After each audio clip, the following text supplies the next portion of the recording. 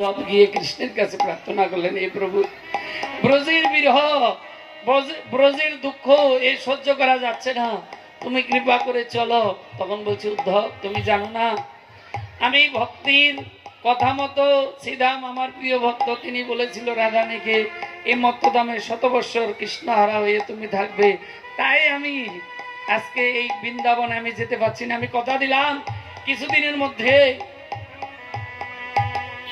নারদের দ্বারাই আমি প্রবাস যজ্ঞ করব, সেই যজ্ঞে ব্রজবাসী নন্দ মহারাজ, রাধারানী, সখীরা সবাই আসবে, সেখানে আমার সাথে মিলন হবে, তুমি কোনো চিন্তা করো না। রাজা পরীক্ষিত প্রশ্ন করলো, প্রভু কৃষ্ণ যে বিবাহ করলেন, এই বিবাহ চুরি করার কারণটা কি? রুক্মিণীকে কেন বিবাহ করে চুরি করে এই বিবাহ করেছেন? ভগবান চুরি করছে, সাধারণ মানুষ কি করবে?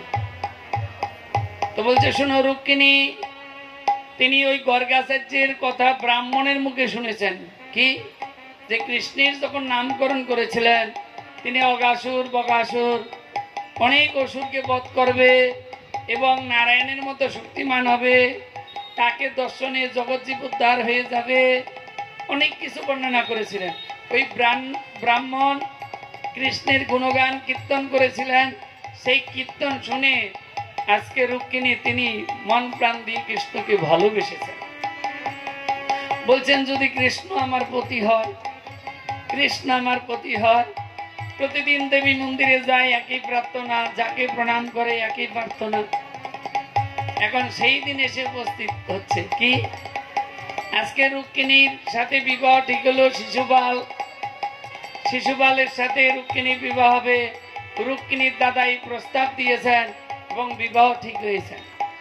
আর রুক্মিণী তার পিতা মাতার কাছে প্রার্থনা করেছিলেন, দেখো মা, দেখো বাবা, আমার ইচ্ছা, আমি ব্রাহ্মণের মুখে শুনে তিনি নাকি মুনি ঋষি যোগী তার ধ্যান করে তাকে পায় না, আর তিনি নরলীলা করছেন, তাই আমার ইচ্ছা আমি তার সাথে থেকে তার সেবা করব,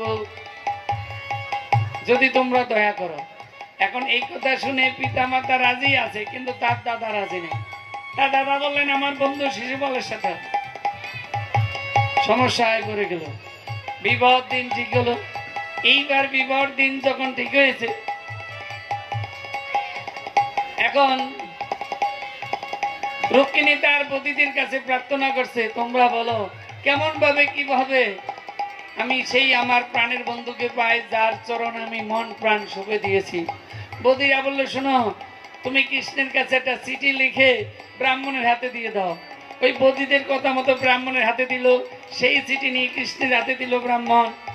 আজ কৃষ্ণ পরে বললেন, শোনো, রুক্মিণীকে বলবে দেবী মন্দিরে আসতে, আর দেবী মন্দিরে আসলে আমি সেই দিন হরণ করে নিয়ে আসবো।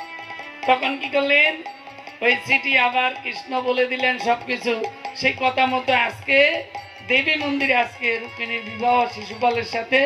এখন সকালবেলায় দেবী মন্দিরে ডালা সাজিয়ে গিয়েছেন, দেবীর কাছে প্রার্থনা করছেন। রুক্মিণী কহে করি নিবেদন, কৃষ্ণকে প্রতিরূপে যেন পাই, এখন বহু মনের আশা মনের বাসনা, আমি কৃষ্ণকে পাবো, কৃষ্ণের চরণ সেবা করব, এই নিবেদন করি আমি তোমার অগোচরে, দেবীর কাছে প্রার্থনা করলেন।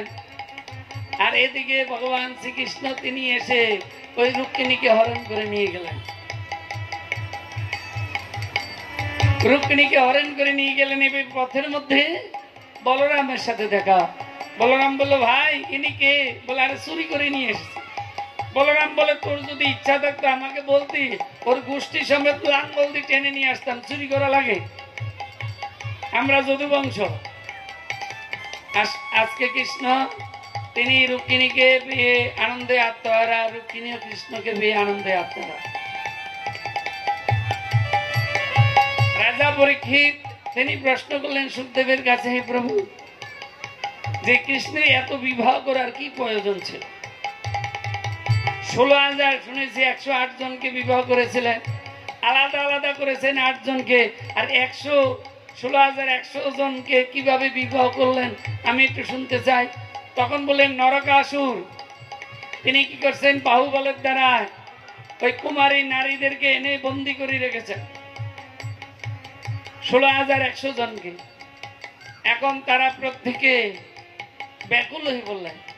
একদিন সেই ব্রাহ্মণ যাচ্ছেন, ব্রাহ্মণের কাছে প্রার্থনা করলেন। ব্রাহ্মণ বলে, শোনো, একমাত্র উদ্ধার করতে পারে জগৎপতি।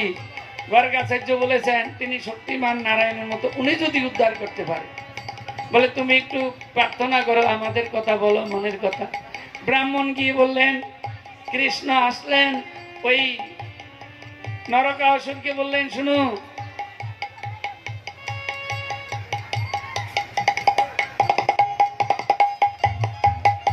সেই অসুরকে বললেন, শুনো, তুমি অবলা নারীকে, অবলা মানে যার গায়ে বল নাই, এই অবলা নারীকে এইভাবে রেখেছো অন্যায় ভাবে, তুমি ছেড়ে দাও। অসুর বললো, এসো যুদ্ধ করবে। কোনো কথায় কাজ হবে না। যুদ্ধ শুরু হলো, অসুর গোবিন্দা নমা হয়ে গেল। এখন এই মতো অবস্থায় আজকে প্রত্যেকটা অবলা নারী এসে কৃষ্ণের চরণে প্রার্থনা করেছেন, সবাই কাঁদছেন, আমাদের গতি কি হবে। তখন বললো, শোনো, তোমরা নিশ্চিন্তে থাকো, তোমরা ভালো পতি পাবে। ভালো পতি পাবো কি করে, ভালো পতি পাবো? তখনকার দিনে কোন নারীকে যদি কোনো পরপুরুষ স্পর্শ করে, কোনো অবলা নারীকে, বিশেষ করে কুমারীদেরকে যদি স্পর্শ করে, তাহলে তার সাথে বিবাহ হতে হবে। এবং এক রাত্র যদি কোনো পরপুরুষের কাছে থাকে, তাহলে তাকে কেউ বিবাহ করবে না। আজকে আমরা দিনের পর দিন, বৎসরের পর বৎসর এই নরকাসুরের কারাগারে আমরা ছিলাম, আমাদেরকে কেউ গ্রহণ করবে? আর তুমি বলছো কি আমরা ভালোপতি পাবো? তাহলে এটা একটা কথা হলো, আমরা কি ভালোপতি পাবো? তো প্রভু, জগতে তোমার চেয়ে ভালো আর কেউ নাই। তা আমাদের ইচ্ছা তুমি কৃপা করে আমাদেরকে গ্রহণ করো। সবার অনুরোধে, সবার মনের বাসনা, সেদিন ভগবান শ্রীকৃষ্ণ তিনি কি করলেন, তিনি বিবাহের আসর করলেন। করে এক এক মানে মণ্ডপের মধ্যে খোপ খোপ করলেন, আমরা যাকে বলি রুম করে, একই লগনে একই সময়ে ব্রাহ্মণ আলাদা আলাদা আনলেন, আর এক একজন মহিষী আর এক একজন কৃষ্ণ, এই বিবাহ শুরু হল। এই বিবাহ হয়ে গেল। সেই বিবাহ আজকে কৃষ্ণকে পেয়ে ওই 16,108 জন তারা আজকে আনন্দে আত্মহারা হয়ে বিভোর হয়ে গেলেন। তারা আজকে তারা কি করলেন, তারা আজকে কৃষ্ণের সাথে নিত্য কীর্তন ধরলেন। এই জরিকা জবাব দেই 26 পৃষ্ঠায়, এই জরিকা জবাব নেই, এই জরিকা জবাব নেই, এই জরিকা জবাব নেই, এই জরিকা জবাব নেই, এই জরিকা জবাব নেই, এই জরিকা জবাব নেই।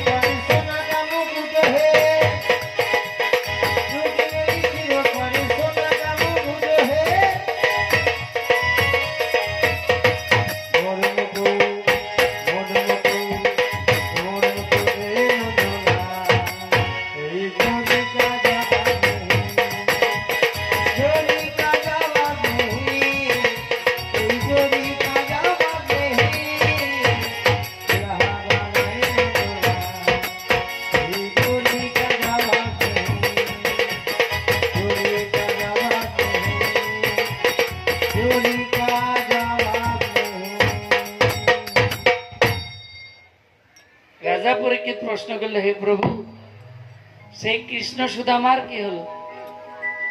সুদামা